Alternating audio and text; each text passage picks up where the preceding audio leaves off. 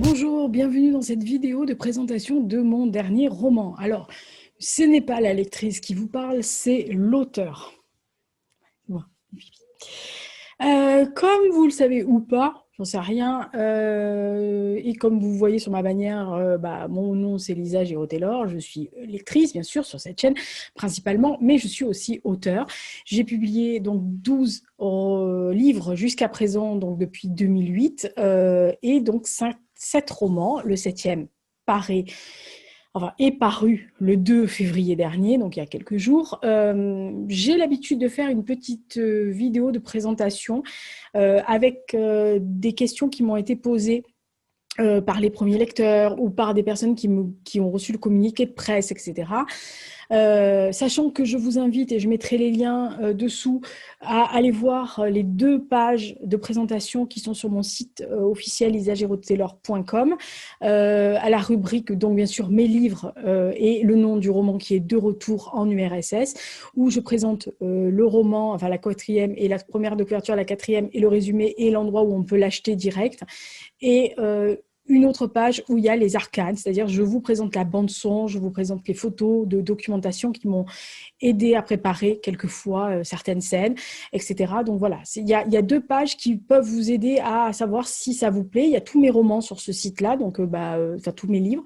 Donc vous pouvez, il y en a pour tous les goûts, hein. Il y a des monographies, il y a une biographie, il y a une histoire de famille humoristique, la Smala, il y a des romans, voilà. Donc vous en avez pour tous les goûts. Je suis très éclectique en lecture et en écriture, hein, donc pas faire mieux. Mais aujourd'hui, nous sommes là pour parler du dernier bébé. Alors, le dernier bébé s'appelle De retour en URSS. J'essaye de vous mettre la couverture parce qu'elle est très, très jolie. Il y a un très bel écusson en haut qui est à moi. Alors, l'écusson qui est ici et celui qui est ici, là, le rouge, c'est des pins. Enfin, des pins, qui datent de l'ancienne URSS, hein, et qui sont des possessions de Bibi. D'ailleurs, on le voit beaucoup mieux, mon pins, ici à la 4e de couverture. Donc je vous montre la 4e et je vous montre la tranche parce qu'elle est très très belle avec les 2 cheminées d'usine et voilà. Alors, je dois la couverture, la tranche et la 4e à Brian Méran, et je le remercie ici. Merci Brian pour son travail sur mes couvertures depuis en fait la reprise de Liverpool Connection. Alors il a créé surtout Carl Nina, un chemin, et celle-ci, puisqu'il a repris Liverpool Connection en faisant quelques petits arrangements, mais vraiment il a créé Carl Nina, un chemin, et donc De retour en URSS, et il créera la prochaine. On a fait un bon travail. Je ne l'ai pas beaucoup aidé parce que je l'ai un peu poussé dans ses retranchements.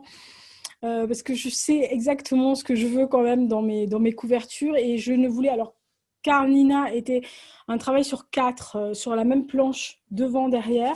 Là, je voulais vraiment un truc très distinct. C'est-à-dire, si vous voyez, il y a vraiment la première de couverture, la 4e et la tranche sont toutes les 3 très différentes.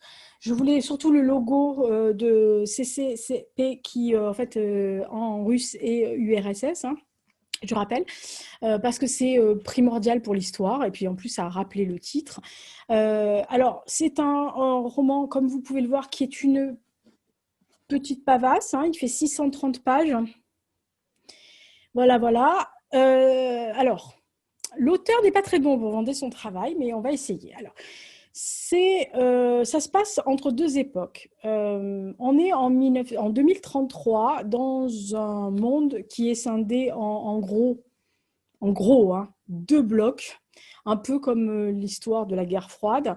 D'un côté, toute la partie Europe, États-Unis, Amérique du Sud, machin, et de l'autre partie, une petite partie de l'Afrique, l'Asie, etc., sachant que la Russie a récupéré tous ces territoires de l'Empire tsariste et de l'annexion de l'URSS, donc du coup tout l'Empire russe, toutes ces anciennes provinces, et que l'Australie fait bande à part, un peu comme il peut. Voilà. Donc, en fait, le continent australien et la Nouvelle-Zélande s'est mis à part. Ils sont autonomes, ils font ce qu'ils veulent. De toute façon, tout le monde s'en fout de ce qu'ils font. Et ces 2 blocs, en fait, se sont formés récemment on va dire 5-6 ans avant 2033. Et un des enjeux majeurs est les voyages dans le temps. C'est-à-dire que chacun essaie plus ou moins d'influer sur un fait majeur, c'est que on a trouvé du pétrole sous le continent africain et tout le monde essaye plus ou moins de récupérer le truc. Donc, ils ont trouvé rien de mieux au lieu de se faire d'une guerre.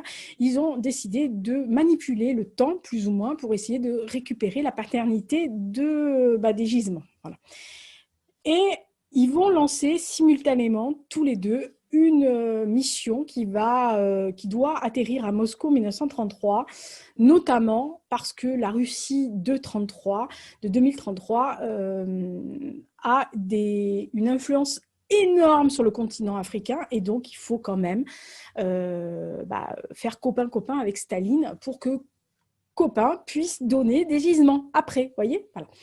Donc ça, c'est la base. Alors vous allez vous dire, mais c'est pas drôle. Non, c'est pas drôle du tout, puisque les deux entités des deux blocs vont se retrouver à Moscou en 1933. Donc, inutile de vous dire que Moscou 1933, c'est quand même pas le Club Med. Hein. Voilà. En plein milieu de la police politique, de famines en Ukraine qui ont été abominables. D'ailleurs, une des équipes de bloc va se retrouver carrément en Ukraine en plein milieu de l'absolue horreur.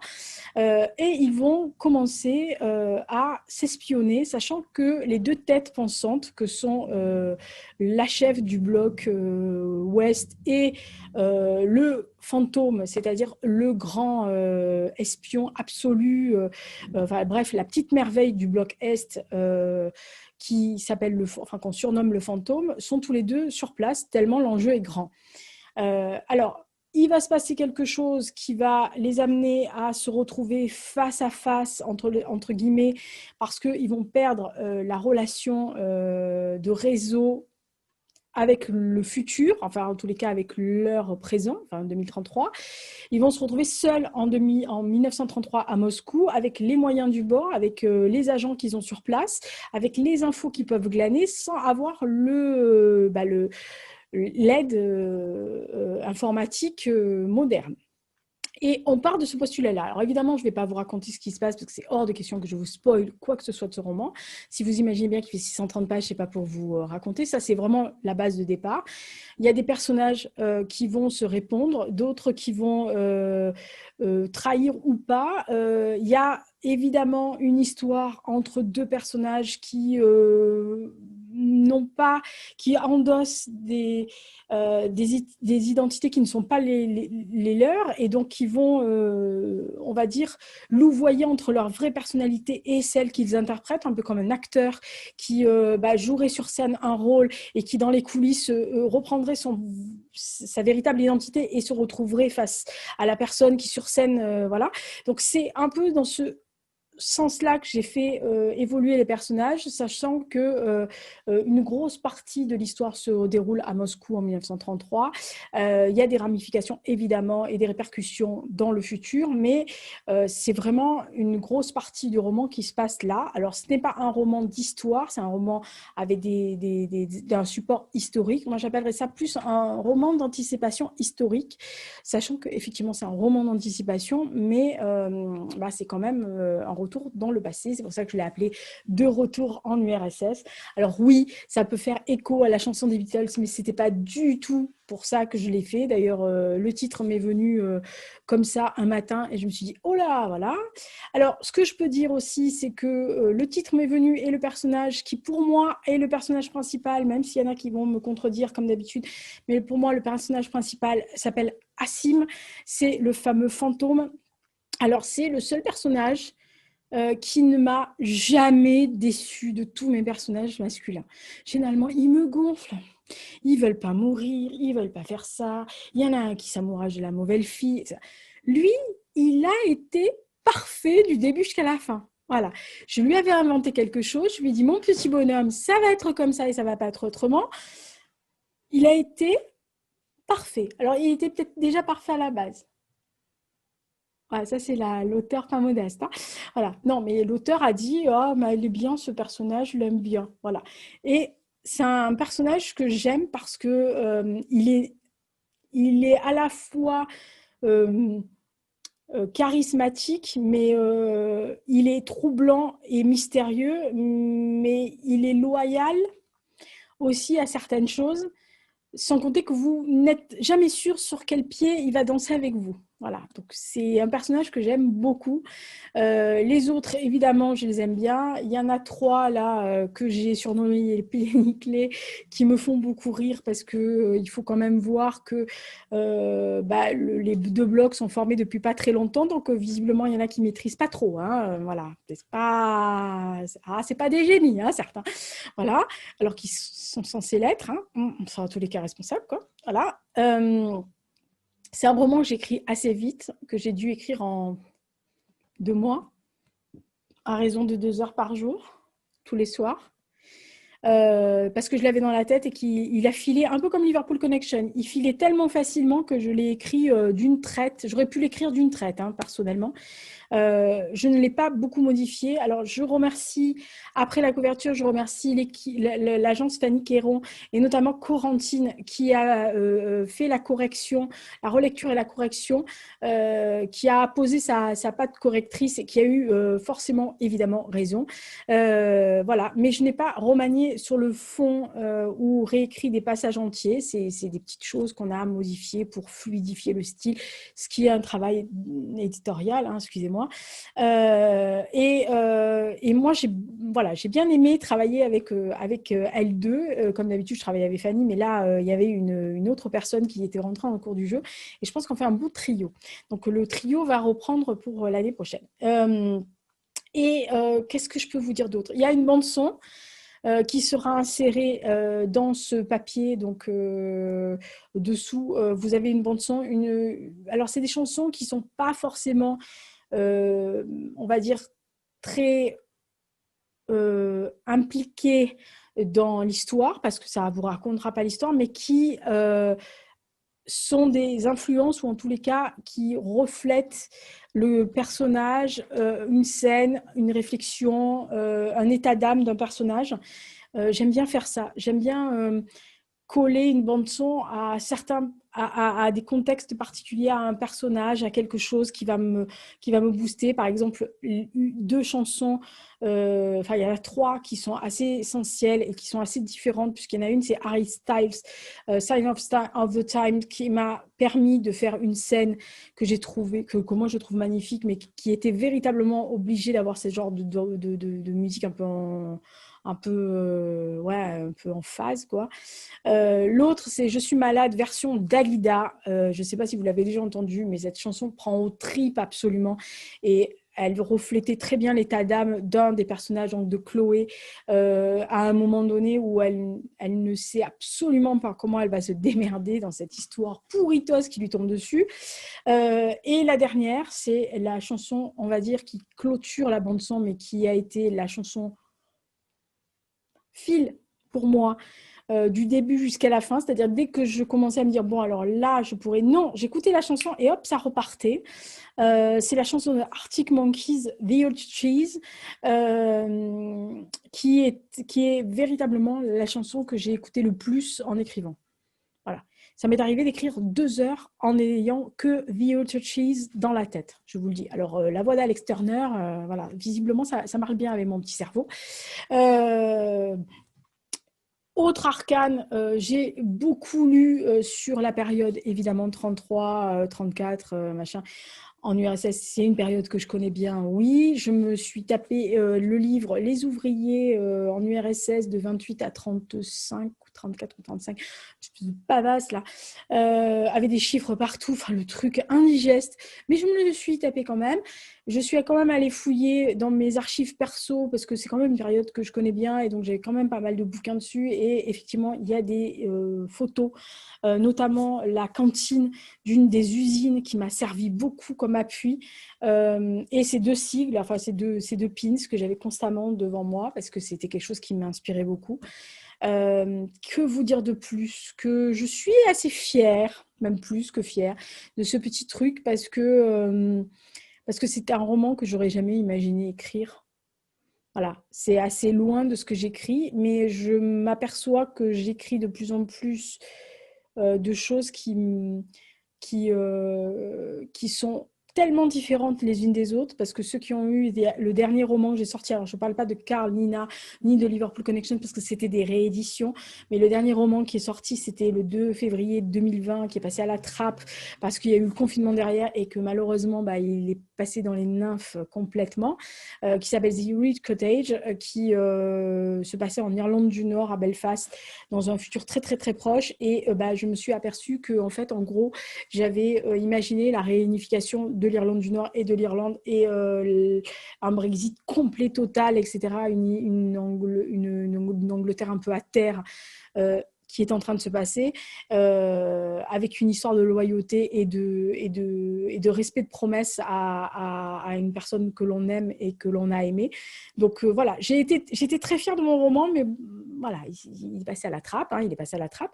Mais il est complètement différent de Retour en URSS. Alors lui, carrément, il est sur une autre base. Je l'ai relu en lecture commune. Et vous verrez le retour des lecteurs, donc je dis les filles d'abord, garçons, excusez-moi, monsieur, donc de Justine, Meg et Christophe, qui ont lu en lecture commune de Retour en URSS.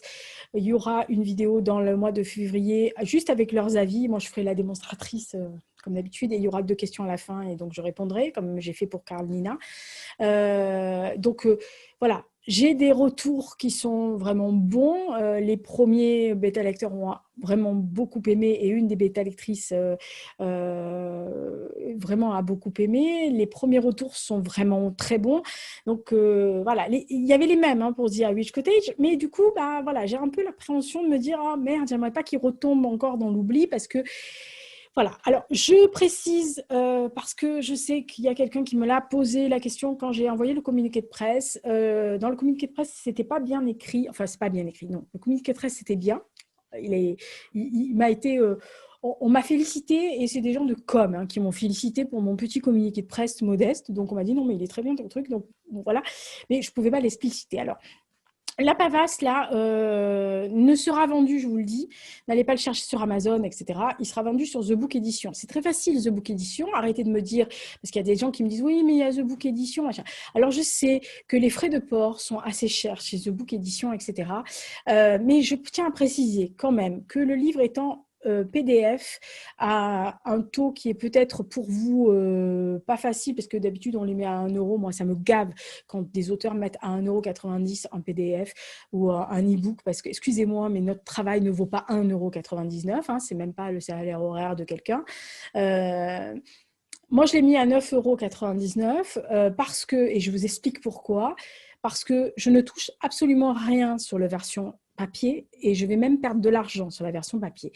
Il est à 23 € en version papier parce qu'il fait 630 pages, et que déjà le coût de fabrication ne me permettait pas de le mettre à moins, sachant que j'ai quand même réservé 30% pour les libraires sur The Book Edition uniquement. Donc déjà, quand les libraires vont l'acheter ou me l'acheter, me le commander, je vais moi-même payer les frais de port, et donc pas leur facturer. Et donc, ça veut dire que je vais perdre de l'argent. Donc, tout bouquin papier ne me rapportera rien du tout, mais vraiment rien. Alors, si vous voulez le commander par mois, c'est-à-dire si vous ne voulez pas payer les frais de port, etc., et vous dites « Ah ouais, les frais de port, ça me gonfle, etc. », vous pouvez, moi je veux bien le commander pour vous et vous l'expédier directement de la plateforme de The Book, mais je n'accepte que les virements PayPal. Je vous le dis tout de suite, dès que j'ai reçu votre virement PayPal, je le commande, sachant qu'avec le Covid et les mesures barrières, etc., The Book le dit bien, ils mettent entre 5 et 10 jours à faire un bouquin, à l'envoyer, etc., parce qu'ils sont sous-effectifs. Mais il vous parviendra en colissimo à votre adresse, etc., que vous m'aurez donnée. Ça, je veux bien le faire, mais je ne veux pas non plus que ça soit tout le temps. C'est-à-dire qu'il faut quand même comprendre que déjà, je ne vais pas gagner d'argent du tout sur la version papier, que je vais moi-même payer les frais de port. Donc, il faut quand même aussi comprendre ça. Ce n'est pas de gaieté de cœur que je l'ai mis à 23 €. Sinon, j'aurais fait comme beaucoup d'autres maisons. Je l'aurais mis à 25 ou à 26 €. Vu la Pavasse, je pense que d'autres maisons d'édition peuvent les mettre à ce prix-là. Moi, je n'ai pas de structure d'édition derrière. Je passe par un imprimeur qui est l'imprimeur de The Book, qui fait du très bon travail. Hein. Vous pouvez voir, franchement, c'est mon édition. Ça fait plusieurs fois que je le sors, que je le prête. Il n'y a pas un accroc, il n'y a rien. Et la couverture est vraiment très, très belle. Voilà, c'est un gros pavé. C'est vraiment la première fois que je sors un bouquin à perte, en gros. Voilà, parce que tous les autres, j'avais une petite marge de droit d'auteur, mais là, j'en ai pas. Voilà, comme ça au moins ça c'est dit. Bon, si vous voulez le PDF, vous l'avez. Si vous voulez le e-book, je pense que je ferai directement sur le site, je vous mettrai un lien, enfin mon mail, et je vous dirai si vous voulez vraiment que le e-book, le e-book, je vais voir le prix que je peux le mettre, que ce soit PDF ou e-book, ça sera le même prix si vous préférez le e-book. Alors attention, si vous préférez le e-book et que vous n'avez que le PDF sur The Book, n'hésitez pas à m'envoyer un mail pour me dire moi je préfère le PDF, le e-book, et voilà. Service de presse sur Simplement Pro ne sera qu'en e-book, je vous le dis tout de suite aussi parce que voilà, hein. Autant les autres fois ça ne me gênait pas d'envoyer des versions papier à certaines personnes qui me sollicitaient, autant celui-là, voilà. Le prochain, vu qu'il sera beaucoup plus petit, il n'y aura aucun souci. Mais là, je tenais vraiment beaucoup à cette histoire et j'y tiens beaucoup et je trouve qu'elle est vraiment originale. Et j'avais pas envie de le mettre dans un placard sous prétexte que malheureusement, il n'allait pas me rapporter de l'argent. Donc, c'est encore pas cette année que je vais avoir des super droits d'auteur. Mais l'important pour moi, c'est que cette petite bestiole-là, ce petit machin-là, il vous plaise. Voilà. L'important, c'est que vous le lisiez et que vous l'aimiez ou pas. Voilà. Enfin, si vous l'aimez, c'est mieux, hein, c'est sûr. Mais que vous le lisiez, que vous partagiez, qu'on puisse en discuter, qu'un jour, vous m'envoyez un message en MP sur Instagram ou un mail, ou que vous me disiez « j'aimerais bien en parler avec toi par une réunion sur Zoom ou Teams ou ce que vous voulez, et qu'on en discute et que vous me posiez des questions. Ou même, je fais des podcasts, que je vous invite sur mon podcast pour vous m'en parler. Il n'y a aucun souci. Mais je ne voulais pas le laisser dans le tiroir. Voilà. J'ai laissé trop de romans dans les tiroirs pour maintenant ne plus les partager. Et voilà. Donc, je vous présente mon dernier bébé. C'est le petit dernier. J'ai 7 gosses, enfin, romans. C'est le petit dernier. Voilà. Les autres lui ont fait de la place. Hein. Voilà. Ils se sont poussés, hein, que voulez-vous dire. Il y en a certains qui ont fait chambre commune désormais. Lui, le petit dernier, il a une chambre tout seul. Il est joli, hein, on fait un joli duo. En plus, vous avez vu, j'ai mis un truc rouge pour... c'est étudié quand même. Bon, alors, j'ai pas de doré, mais j'ai un truc qui ferait peut-être un peu doré. Hein, voilà. J'ai essayé d'harmoniser mon pull à la couverture. Je ne m'améliore pas. L'auteur ne s'améliore pas. Hein, voilà. Mais il est fier, l'auteur. Ouais, il est fier du bébé. Ah, la pavasse. Hein. Ça cale une porte, hein, ce truc. Je suis vendeuse. Hein. Ouais, ça vous donne envie tout de suite. Hein. Ouais, je sais. Bon, allez voir les renseignements et la bande-son. Peut-être que là, vous serez peut-être plus... Enfin, vous aurez envie, quoi. J'espère que je vous ai donné envie, en tous les cas, parce que moi, je suis très fière de vous le présenter. À bientôt. Il s'appelle De retour en RSS.